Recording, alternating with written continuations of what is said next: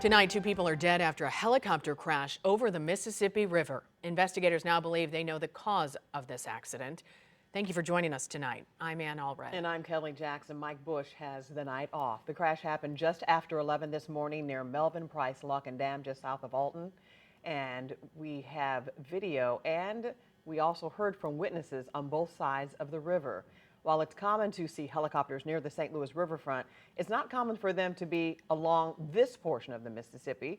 We do know that the downed helicopter was being operated by an Ameren contractor and subcontractor who were working on transmission lines at the time of the crash. According to the Missouri State Highway Patrol, it's believed the chopper clipped a line while workers were repairing and replacing tower lighting and marker balls before crashing onto a barge, catching fire and killing both people on board that helicopter who have not been identified yet. The stretch of river near the lock and dam remains closed at this time. It's a federal waterway. Investigators from the FAA and Coast Guard and multiple state agencies are being taken to the crash site, and they're starting their investigation about a half-mile down the river. When they first got here, there was one of the power lines that had fell into the water. We wasn't sure if it was live power yet at that point in time, so we kind of did an evacuation of the immediate area just to kind of make it safe in the area. We have since learned that that's not a live power line anymore, so there's no danger to the area here or anybody that's on the water. There are no power outages associated with the crash and those down power lines.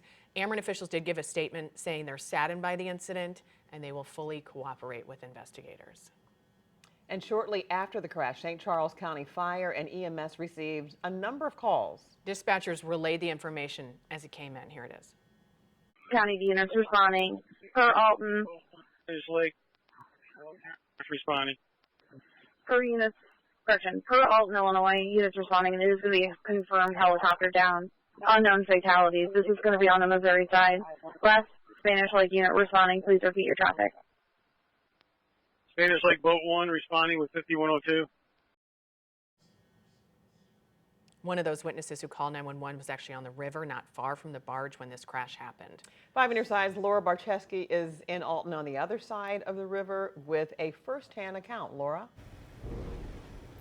Ann and Kelly, the fishing captain who we spoke to just called 911, and then he started navigating his way over to that barge until he noticed at the very end a fueling tank. And so he decided to stay back away from there out of fear of another explosion after the helicopter crashed. Captain Wally Meyer saw workers doing something with the aviation warning markers. Those are those large orange and yellow and white balls that you see on the ground here on the Illinois side of the river. He said he couldn't believe how fast the helicopter came crashing down. When it hit, it was a split second. It didn't wrap up. It didn't do anything. As soon as it touched it, it was just explosion. It was just gone.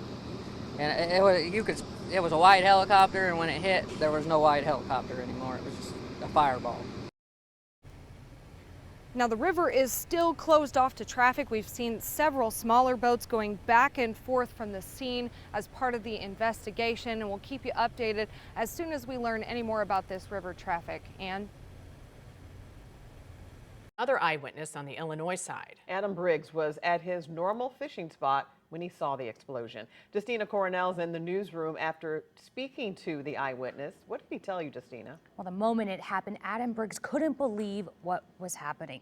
That same helicopter was one he'd been watching for a bit since he'd never seen it before. He's been fishing there for the last several months. Now, this is video he took moments after that crash happened. It will roll in a few minutes. Now, before this, he watched the helicopter take several trips back and forth across the river.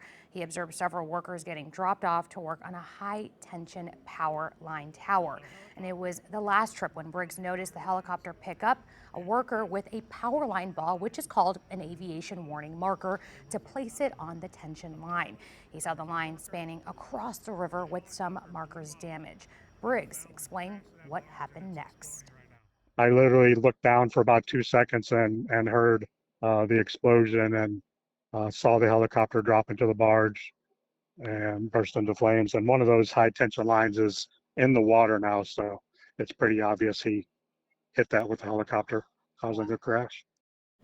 Before videoing the scene, Briggs called 911 to get help. He acknowledged the tough job these contractors do and sent prayers to their families.